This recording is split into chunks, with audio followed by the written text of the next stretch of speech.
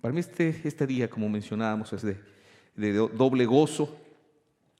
Este día yo estoy celebrando 40 años de haber sido bautizado. Yo sé que la mayoría de ustedes están ahí por los 25 años. Y a decir, qué viejito está el pastor. Por desgracia, en la congregación donde yo crecí no se le daba realce o énfasis el día en que uno recibe a Cristo, sino el día que uno se bautiza. Y esa sí fecha yo la tengo, fue un 4 de abril de 1981 y ya llovió. Y ya llovió mucho. Y con tormenta, hermano. Con tormenta. Y yo doy gracias a Dios que desde joven, desde niño me permitió conocerle. Y ahora pues servirle aún más. Desde esa edad nosotros comenzamos a servirle.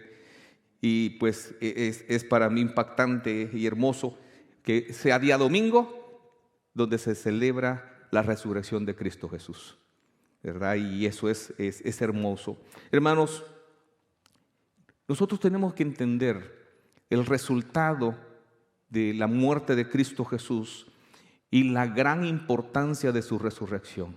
Y no verla solo desde el punto de vista religioso de que lo celebramos y todo eso. Cada vez que abrimos la Escritura o abramos la Escritura tenemos que ver que porque alguien murió es que usted tiene esa Escritura en sus manos. Porque alguien murió y pagó lo que usted y lo que yo debíamos, es que podemos adorarle y servirle, algo que no merecemos. Tenemos que entender el nivel del sacrificio de Cristo Jesús y agradecerle que nos diera algo que no merecemos. Porque recuerde, siempre le he dicho, si Dios nos diera conforme a lo que nosotros merecemos, todos estaríamos en el infierno. Porque eso es lo que la raza humana en totalidad es lo que merece o merecemos. Y después, hermano, de que Cristo vive y se conmemora, como dijimos, este día su resurrección, después de una semana para Él llena de emociones. La emoción más grande, el resucitar, el dejarse ver, que ha vuelto a la vida. Imagínese usted ese día viernes, donde Cristo es maltratado desde la madrugada, su rostro deformado. Nosotros podemos ver en Isaías 53, 5 y 6, donde estaba profetizado que eso iba a suceder. Porque recuerda, hermano, y eso grábelo en su mente, la muerte de Cristo Jesús fue una muerte sustitutiva. Nos sustituyó a nosotros que debimos haber estado en esa cruz. Y el maltrato, hermano, recuerde si ahora las cárceles y todavía pleno siglo XXI existe la tortura y nos horrorizamos cuando sale esa noticia. Imagínese hace 21 siglos, hace una tendalada de años, imagínese cómo pudo haber sido eso. Esas cárceles, ese maltrato donde no había recursos de derechos humanos, no hubiera quien interviniera, donde lo que le importaba al Imperio Romano era mantener la paz y el orden, ¿verdad? La paz romana fue famosa por siglos porque fue cimentada siempre en base a la fuerza. Por eso en el libro de Daniel este imperio fue simbolizado por el hierro, la dureza. Y Cristo Jesús sufrió ese maltrato. Isaías 53, 5 y 6 dice: mas Él fue herido por nuestras rebeliones, molido, oiga bien, molido por nuestros pecados. El castigo de nuestra paz fue sobre Él, y por su llaga fuimos nosotros curados. Es fuerte, es muy fuerte. Todos nosotros nos descarriamos como ovejas, cada cual se apartó por su camino. Y es triste que aún muchos que nos llamemos cristianos seguimos todavía en nuestro propio camino, a pesar de llamarnos cristianos. Cada cual se apartó por su camino, mas Jehová cargó en él el pecado de todos nosotros. Él pagó el precio porque estuviésemos aquí. Él nos compró por precio. Y es algo que nosotros tendríamos que agradecerle a diario. Esa muerte sustitutiva, ¿no? Él sustituye a alguien que no peca, por eso es que era simbolizado como un cordero. sin mancha, sin culpa. Y pagó lo que nosotros tendríamos que haber pagado. Nos sustituye. Nos sustituye. Y si usted puede ver, ¿verdad? El mismo Pedro lo utiliza ese vocabulario en Primera de Pedro, capítulo 2, versículo 24. 2:24, quien llevó él mismo nuestros pecados en su cuerpo sobre el madero, para que nosotros, estando muertos a los pecados, vivamos a la justicia, y por cuya herida fuisteis sanados. Es grande esta misericordia. ¿Por qué?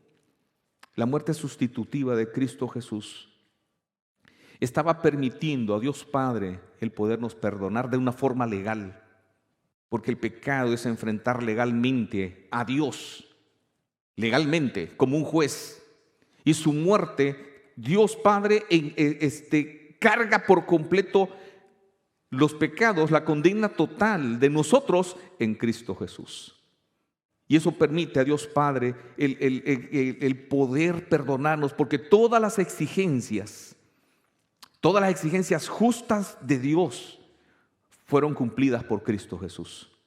Todas, no dejó una sola parte sin que Cristo Jesús cumpliera y pagara.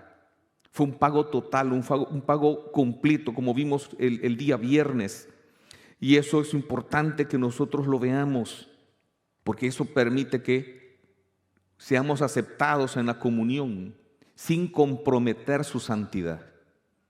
¿Entiende eso? ¿Por qué? Porque nosotros con nuestros pecados atentamos contra la santidad de Dios.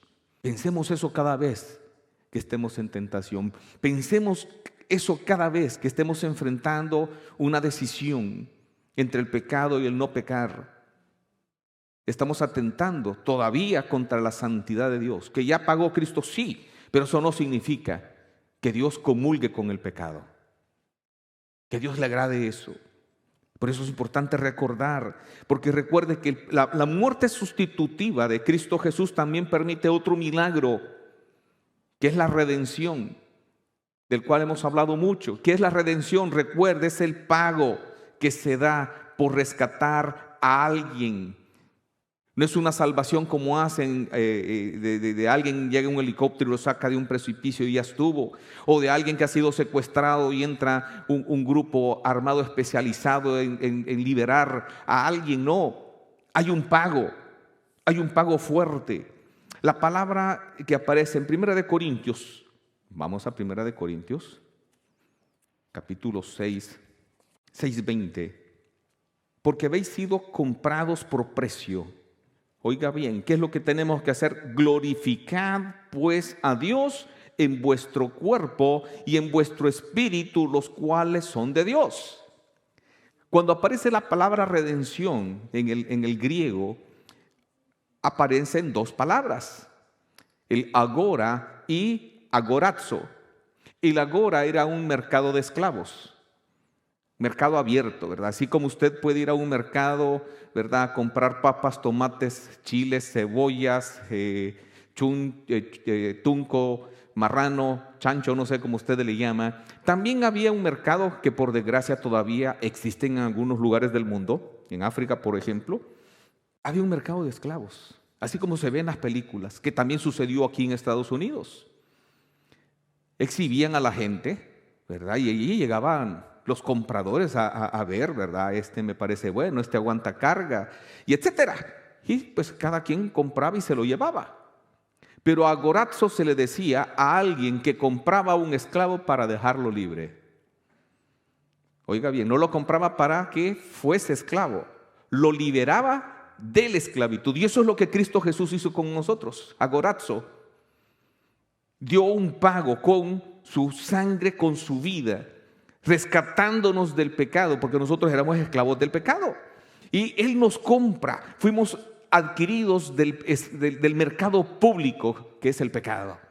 Ahí fuimos adquiridos. Y si usted puede ver, Cristo no nos redime para que sigamos con un estilo de vida que le desagrade a Dios, ya que a través de esa redención nos da la capacidad de poder vivir para agradarle a través de vivir en nosotros y a través del poder del Espíritu Santo. Y repito, porque habéis sido comprados por precio, glorificad pues a Dios en vuestro cuerpo y en vuestro espíritu, los cuales son de Dios.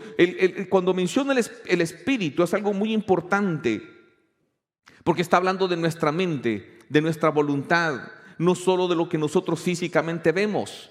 Recuerde que uno de los conflictos fuertes que tuvo Jesucristo con los fariseos y los sacerdotes era que los fariseos, Cristo les dijo que limpiaban el vaso por fuera, pero por dentro permanecía sucio. O sea, sus pensamientos, su voluntad estaba completamente contaminada y ellos solo tenían una apariencia de santidad, pero realmente no eran santos. En Cristo Jesús, por habernos rescatado, por habernos redimido, tenemos la capacidad de poder vivir para glorificarle. Tenemos esa capacidad. Y es claro, o sea, no solo en el exterior, con apariencia, sino naciendo de nuestro deseo y voluntad. Nuestro deseo y voluntad. Y si podemos tener el deseo y la voluntad de agradarle, es porque fuimos liberados del pecado. Sin ser liberados del pecado, un ser humano no puede buscar agradarle a Dios, no puede sentir el deseo, no existe libre albedrío. ¿Por qué? Porque un esclavo no es libre. Un esclavo no es libre, un esclavo está sometido. Y si estamos sometidos al pecado, pues somos siervos del pecado. ¿Entiende eso? Entonces, en el rescate Dios libera nuestra voluntad, libera nuestro libre albedrío para poder seguirle, para poder servirle. De ahí surge esa capacidad, la cual nosotros no tenemos. Y recuerde que un texto que yo repito a cada momento, esa redención, ese rescate, ese pago, ¿verdad?, permite la paz entre Dios y los hombres. Romanos capítulo 5, el 5:1, justificados pues por la fe, tenemos paz para con Dios a través de nuestro Señor Jesucristo. Y el versículo 8, mas Dios muestra su amor para con nosotros en que aún siendo pecadores, Cristo murió por nosotros, ¿verdad? Él pagó el precio de nuestra paz. Y es algo que tenemos que tener en cuenta, todo esto, hermano.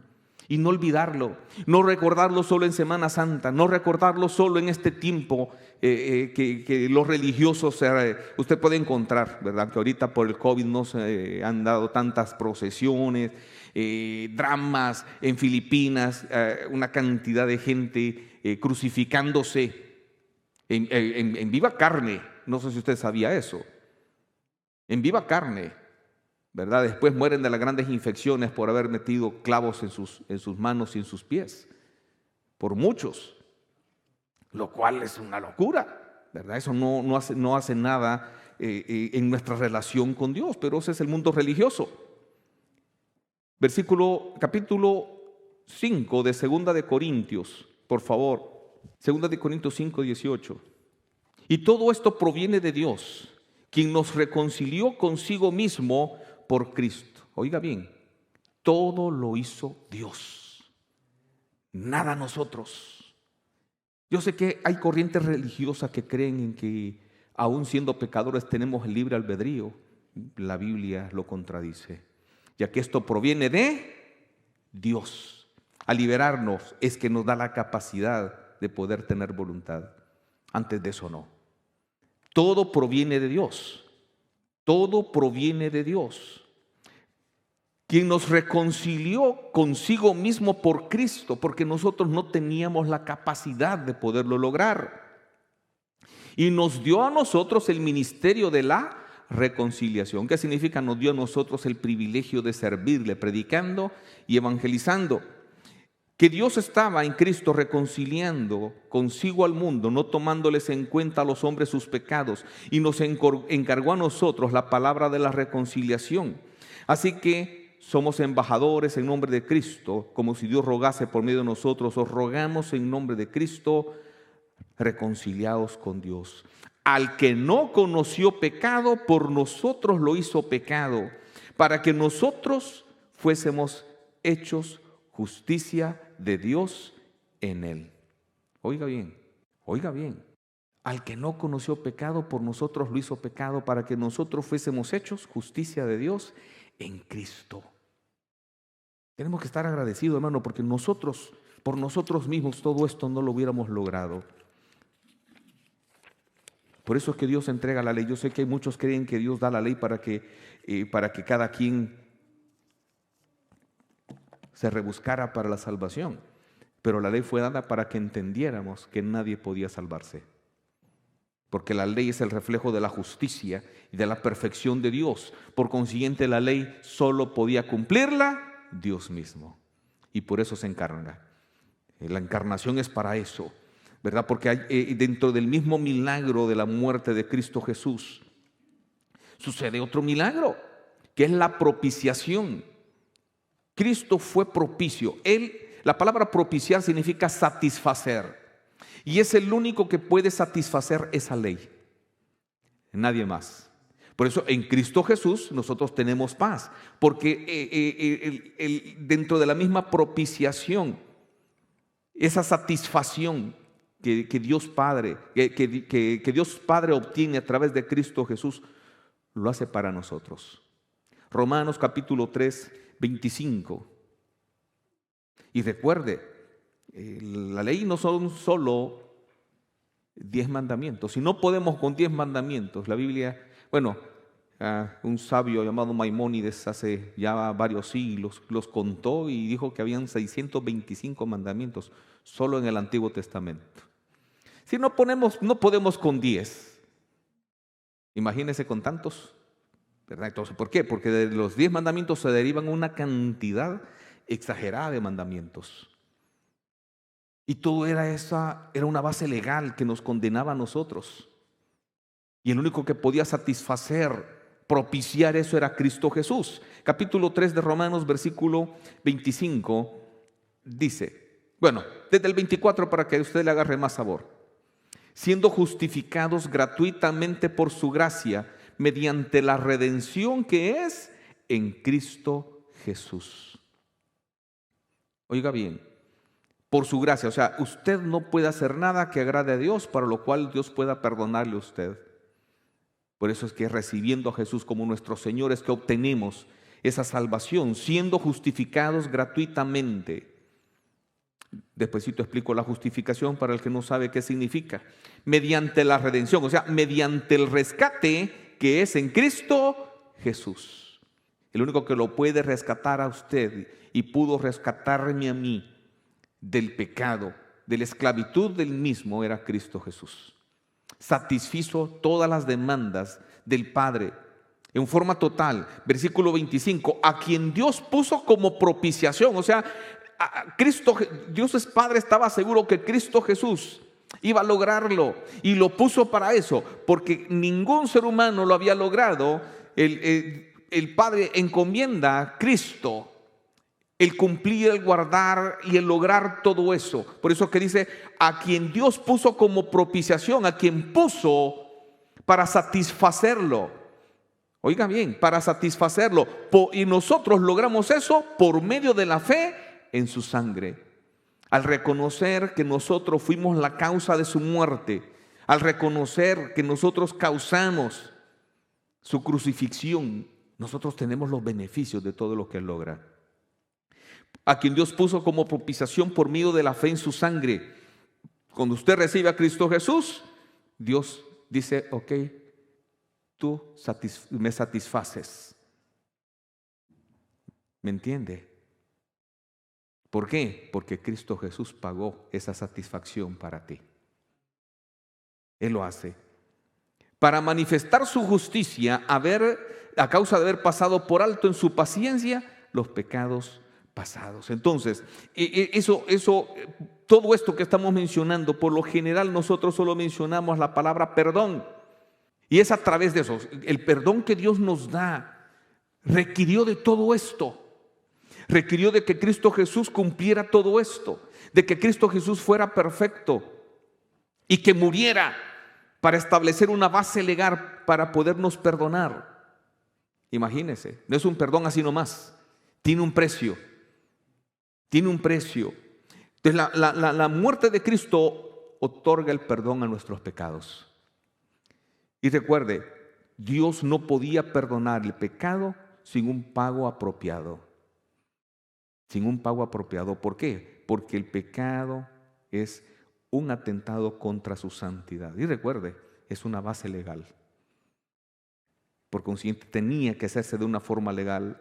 Entonces, cuando Cristo muere, otorgó los medios legales para que Dios pudiera perdonarnos. En el griego la palabra que aparece en perdón, por ejemplo, en Colosenses 2:13, que fue el texto que estuvimos estudiando también el día viernes, perdón. Estoy torcido, Dios, gracias hermano. No, yo lo digo para ver si están despiertos. 2:13 dice: y a vosotros, estando muertos en pecados y en la incircuncisión de vuestra carne, os dio vida juntamente con Él, perdonando todos los pecados. La palabra perdón acá parece que es en griego, se escribe carisamenos, ¿verdad? Y dice todos los pecados. Esta palabra tiene una raíz en el griego de donde surge, o sea, la raíz caris, gracia. Gracia. Y si lo ponemos completo, significa perdonar por gracia. Oiga bien, no porque lo merezcamos, es un perdón por misericordia, pero también porque alguien pagó lo que nosotros debíamos. ¿Verdad? Es un perdón legal, pero también un perdón lleno de mucha misericordia. Y también otra palabra que se utiliza en el Nuevo Testamento para hablar del perdón, no vamos a ver todos estos, aunque sí aparece en 1 de Juan capítulo 1:9, ¿verdad? También significa mandar lejos. Y las dos aplican porque las dos palabras son utilizadas. Una es perdonar por gracia y otra dice, mando lejos tus pecados, que es una forma también que en el Antiguo Testamento Dios promete eso, ¿verdad? Sepultarlos en lo más profundo del abismo, mandarlos lejos, ya no el acordarse de ellos y ya no vernos a nosotros como pecadores. Por consiguiente, en la misma base legal, ya que estamos hablando de la legalidad que se necesitaba para poder pagar el pecado, para podernos salvar, surge una palabra muy utilizada en Romanos y en otras partes de las cartas de Pablo, que es justificación. Justificación. Y esto también, hermano, es algo legal, es un acto legal, ¿verdad? Donde Dios declara como juez a nosotros como pecadores, nos declara, oye, es una declaración legal, nos declara justos, como que no hubiéramos pecado. ¿Por qué? Porque lo que debíamos ya fue pagado en Cristo Jesús. O sea, lo que Dios hace no lo hace en una forma antojadiza y no lo hace de una forma en a ver qué sale, como algunos piensan. No, todo está calculado y hecho en una forma legal, porque recuerda que Dios en todo esto funciona como juez. Cuando Cristo permite la muerte de Cristo Jesús, estaba actuando como juez, permitiendo la muerte, porque en Él cargó los pecados de todos nosotros en una forma legal. Y es por eso que también nos puede justificar. Un texto, como les dije, y que habíamos leído, ¿verdad? Justificados pues por la fe, tenemos paz para con Dios a través de nuestro Señor Jesucristo. Cuando recibimos a Cristo Jesús, también Dios nos declara. Oiga bien, declarar no es lo mismo que hacer. Yo necesito explicarlo y aclararlo siempre. Si Dios nos hiciera justos en el momento de recibir a Jesús, dejaríamos inmediatamente de pecar. Pero eso no es lo que dice la Biblia. Nos declara, es una declaración en una base legal para podernos otorgar todos los privilegios ganados por Cristo Jesús. La justicia, fíjese bien, el lado negativo de esto, hermanos, es que se borran todos nuestros pecados. Se borran, o sea, por completo. Recuerda lo que vimos el día viernes, con el acta de decretas que nos era contraria, quitada de en medio y clavada en la cruz. Desaparecen para Dios porque ya fueron pagados. Y la parte positiva es que toda la justicia de Cristo se nos concede a nosotros. ¿Por qué? A Cristo se le imputa, esa es la palabra legal, se le imputa todos nuestros pecados. No sé si ustedes han visto en las noticias donde están presentando a un reo, dice, el imputado, ¿lo han leído? ¿Lo han visto? ¿O lo han leído en las noticias cuando están hablando de un criminal? El imputado, ¿qué significa? Que se le han puesto cargos criminales. Esa es imputación, ¿verdad? Entonces, a Cristo se le imputan todos nuestros pecados. Toda esa carga legal nuestra se ponen sobre Él. Y después, de la misma forma, a nosotros se nos imputa la justicia de Cristo Jesús. Toda, a totalidad, en la declaración de justicia. Todo esto, mi hermano, es posible y funciona y tiene gran significado porque Cristo resucita.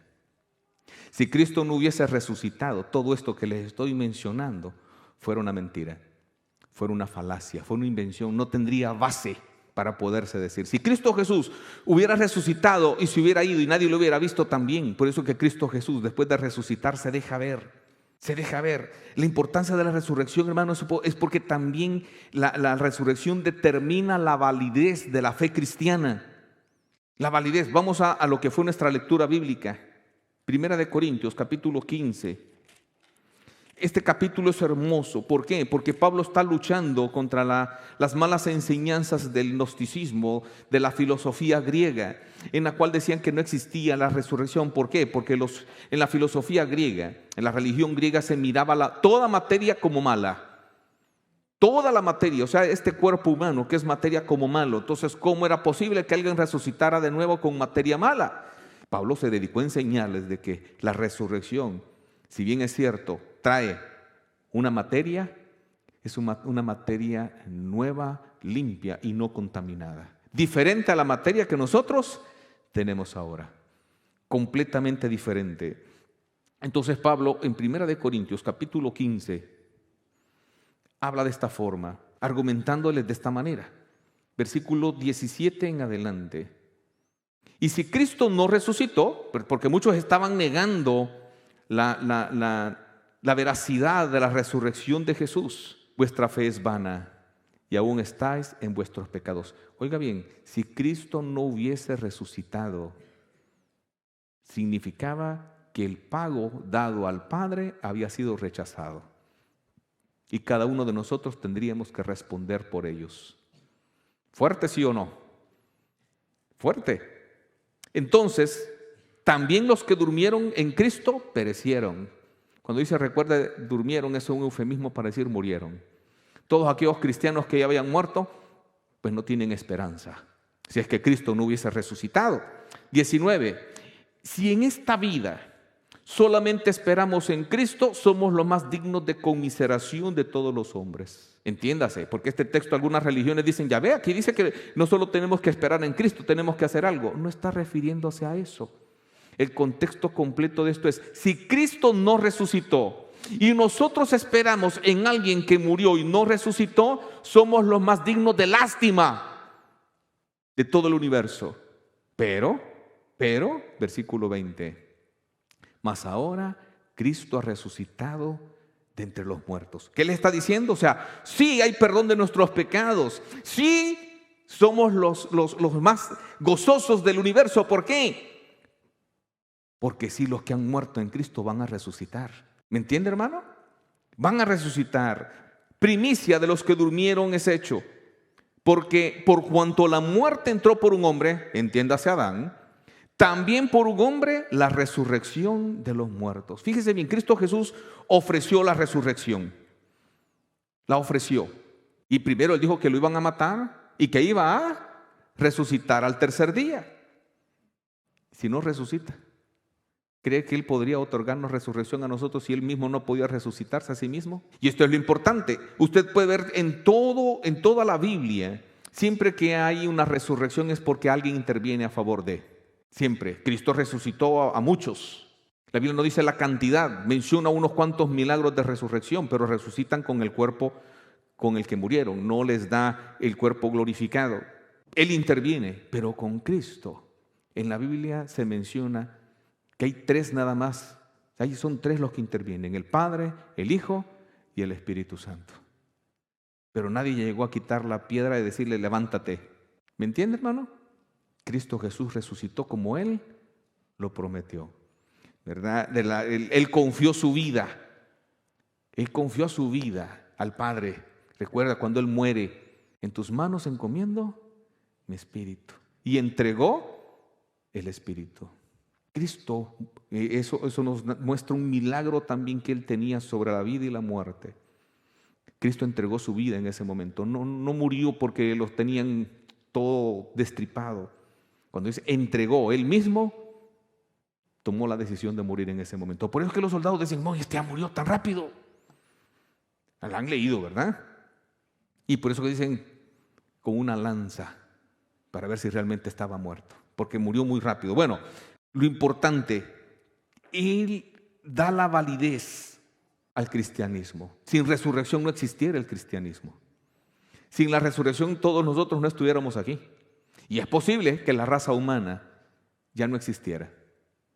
Lo más seguro, nos hubiéramos destruido de hace mucho tiempo por el mismo pecado, ¿verdad? Y Dios ha restringido el pecado para poder permitir que nosotros existiésemos. Otro beneficio de su muerte o importancia es de que si Cristo no resucita, no puede enviar al Consolador. Y de eso hay evidencia también de que el Espíritu Santo viene después de su muerte y su resurrección, que vamos a celebrar dentro de 50 días, Pentecostés, ¿verdad? Que es la venida del Espíritu Santo, ¿verdad? Él mismo dijo, ¿verdad?, que si Él no se iba, no podría enviar al Consolador.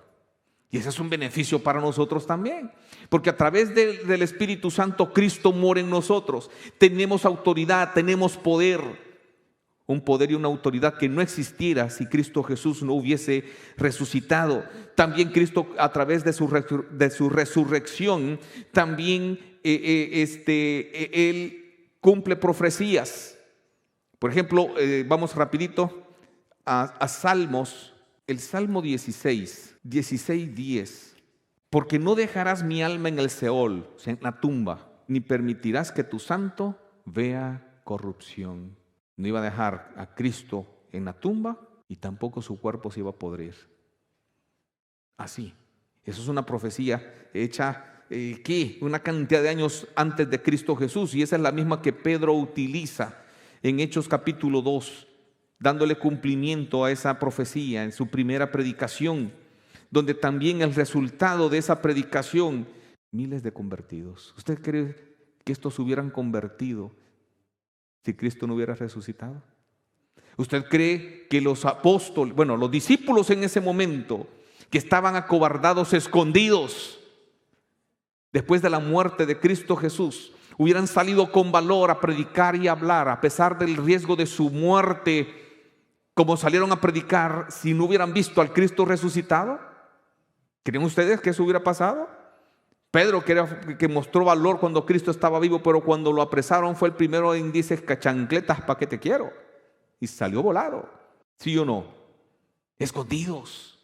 El día sábado para los discípulos fue el día más amargo, un día de derrota, desde el viernes hasta el sábado. Y a pesar de que Cristo, fíjese bien, Cristo Jesús, en Mateo 16, Cristo se los mencionó muchas veces, pero pasaron de noche. No lo entendieron. Mateo 16:21. Desde entonces comenzó Jesús a declarar a sus discípulos que le era necesario ir a Jerusalén, padecer mucho de los ancianos, de los principales sacerdotes y de los escribas, y ser muerto y resucitar al tercer día. Ellos, en lugar de esperar la resurrección de Cristo, estaban escondidos, acobardados. Pero ¿qué pasa después? Cuando ven al Cristo resucitado, usted puede ver en Hechos capítulo 2 lo que Pedro está predicando en este momento. 2:27, Pedro les menciona: porque no dejarás mi alma en el Hades, ni permitirás que tu santo vea corrupción. Esa es parte, y Pedro les está diciendo: esto se está cumpliendo ante sus ojos. Y el versículo 29 dice: varones hermanos, se os puede decir libremente del patriarca David, que murió y fue sepultado, y su sepulcro está con nosotros hasta el día de hoy. Y en su predicación hay una conversión de miles. ¿Cree usted que estas 3,000 personas se hubieran convertido sin la resurrección de Cristo Jesús y sin la venida del Espíritu Santo? Hubiera sido imposible. El cristianismo en ese momento, si no hubieran visto a Cristo resucitado, se hubiese disipado, no hubiese existido. Completamente disipado, destruido. Hermano, usted puede leer la historia de Israel y de Judá. Se levantaron falsos cristos, se levantaron falsos mesías y su enseñanza se disipó. Así como aparecieron, algunos los mataron y su enseñanza y sus seguidores se disiparon. Con el cristianismo no ha sido así. ¿Por qué? Porque, hermanos, Cristo Jesús ha resucitado. Y eso es importante, porque Él reina ahora, Él gobierna ahora. Mora en tu corazón. Si tú ya la recibiste como Salvador personal, has recibido todos los beneficios de los que hemos hablado. Y recuerda, hermano, el beneficio próximo a recibir es el arrebatamiento y la resurrección, comprados con su sangre. Tenemos que estar agradecidos eternamente con el Señor, porque nos ha dado algo que no merecíamos: ser salvos de nuestros pecados, participar ya sea del arrebatamiento o ya sea de la misma resurrección. Que Dios les bendiga. Gracias, Padre Celestial, por tu amor, por tu misericordia.